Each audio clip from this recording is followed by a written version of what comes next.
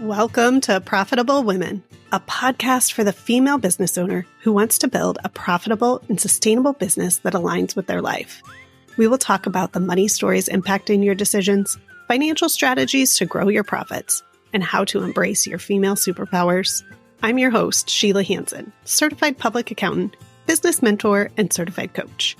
As a mom of three and business owner, I have spent the last 7 years supporting six-figure business owners make confident financial decisions while raising my babies. After making the hard decision to leave my job at a public accounting firm when I had my oldest, I'm now on a mission to empower women to build wealth without sacrificing themselves.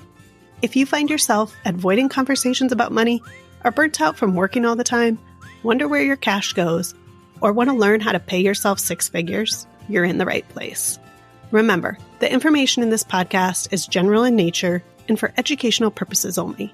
For specific financial advice for your situation, please consult a professional. Now, with that out of the way, let's get to the show. Welcome back to another episode of Profitable Women. Today's episode, I am just going to have a little chat with you because honestly, I'm recording this in May. And May was just a crazy month. For all of those end of school year, adjusting to summer schedule, working moms that are, managing it all, I think you know what I'm referring to. You have your schedule, but there's nothing about the schedule that ends up holding true. And so in today's episode, I just want to talk about the importance of slowing down and creating space before we think we have the ability to do that. And maybe it's not even ability. It is coming from a place of the growth in the work that I have done since owning a business and making adjustments and learning what works and what doesn't work. And the old thoughts and mindset that I used to be stuck in is I will do X, Y, or Z when I have time. Once I get these things done, or once I get everything on my list for current clients taken care of, then I'll focus on marketing or creating content or building out a new thing or system. And that thinking is actually backwards from what it needs to be. Because if we are waiting to get to the end of our to-do list before we implement rest or before we implement the things that we know will truly move our business forward, the thing is we never get there. It never happens. And so we have to find a way to implement that before we feel like we can. And a couple ways that I've done this in my business or life over time is, one, I started having mandatory massage days. And so once a month, I go for a massage. Did I think I had space in my calendar to start booking those when I started booking them? No, I didn't think I did. But I had to make it a priority and I had to schedule it. And I schedule it out ahead of time, so it's already in there. And now I have that space and I have the capacity because I started doing it. And the same thing with things like this podcast. If I waited till everything else was checked off my list to start creating new content and creating this, it would have never happened. But I had to do it and I had to find a way to schedule in just the initial steps, the initial pieces. And the same goes for sales and marketing. I think a lot of times in our business, we have this feast or famine because we're waiting till we have time. Well, then once we start having time, that's too late to start promoting and bringing on the next client. We have to find a way to balance that in our schedule of constantly promoting and talking about our offers, reaching out to new clients and networking, focusing on that sales pipeline before we think we need it. And there's some really cool things that happen when we do this.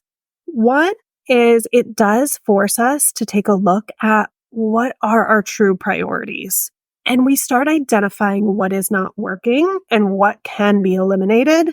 because we have to.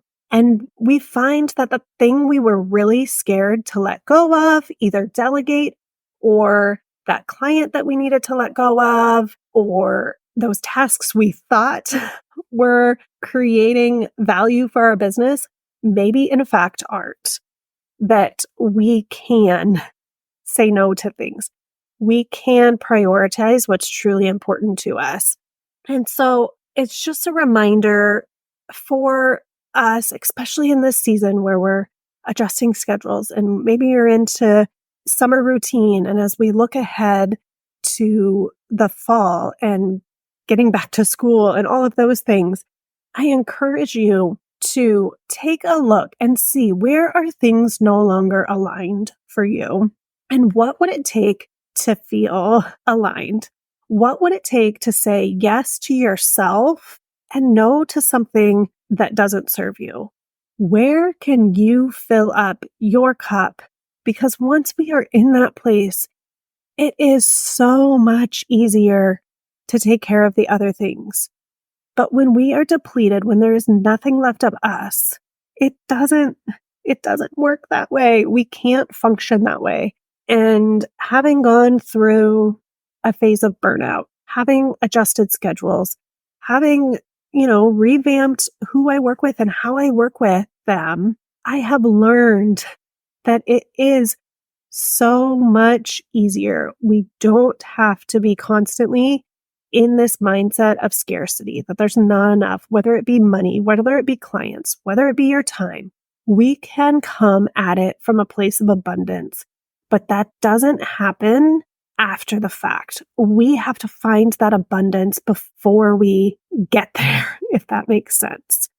So I know I'm kind of all over the board with this, but it's just a reminder. I had 2 different client calls or potential client calls today, and this came up, just that busy, loaded schedule concept and knowing what our capacity is and where we should be spending our time.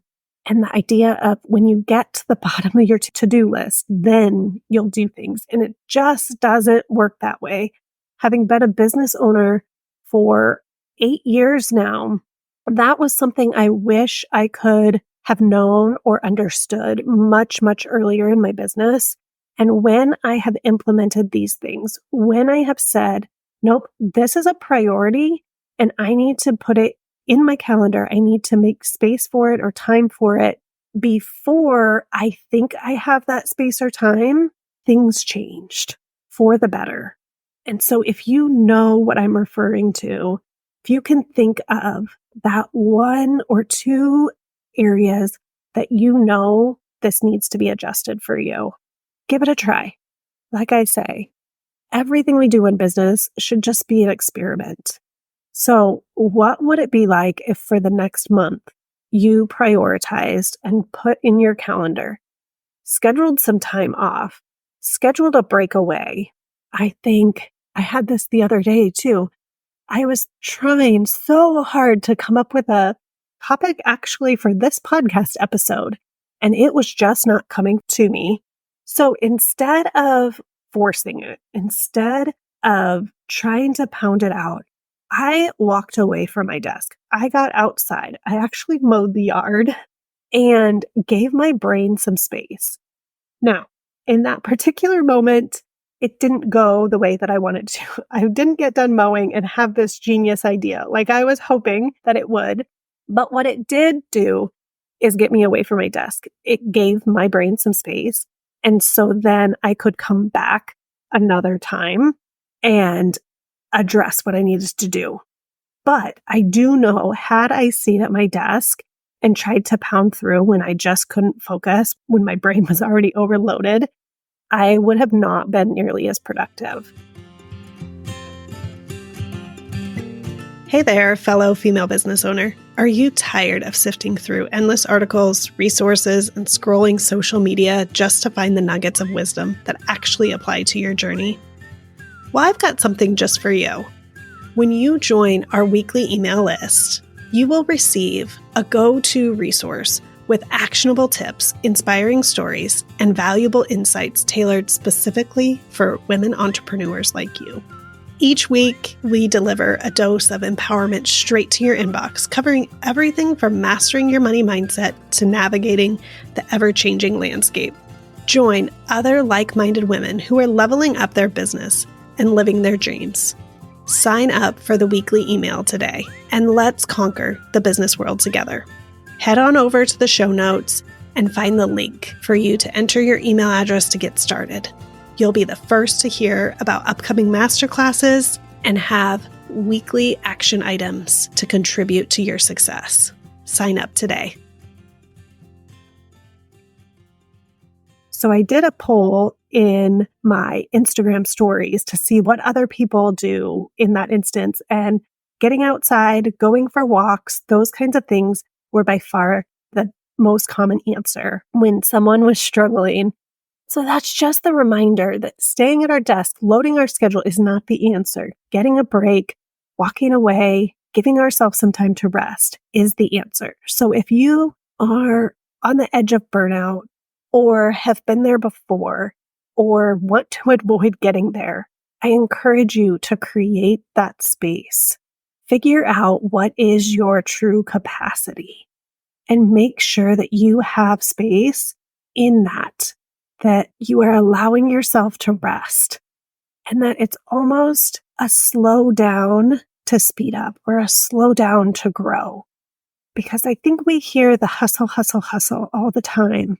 And there are times and seasons that maybe pushing through and hustling is needed, but there are also so many times that we need to sit back and rest and create some space and really align what it is that we want with what our actions are. Be okay with eliminating the excess. So if that means kids are home this summer, I've had a lot of conversations with clients where we are talking about what is their capacity for the months of June and July. They know there's kids home. They know that maybe we take advantage of a couple days a week where we can hire some help for the kids and just hammer out work then and let the other days be for the kids. We've came up with all kinds of solutions for them, knowing that this is a season. And that's the most amazing thing about being a business owner, is that we get to tap into that.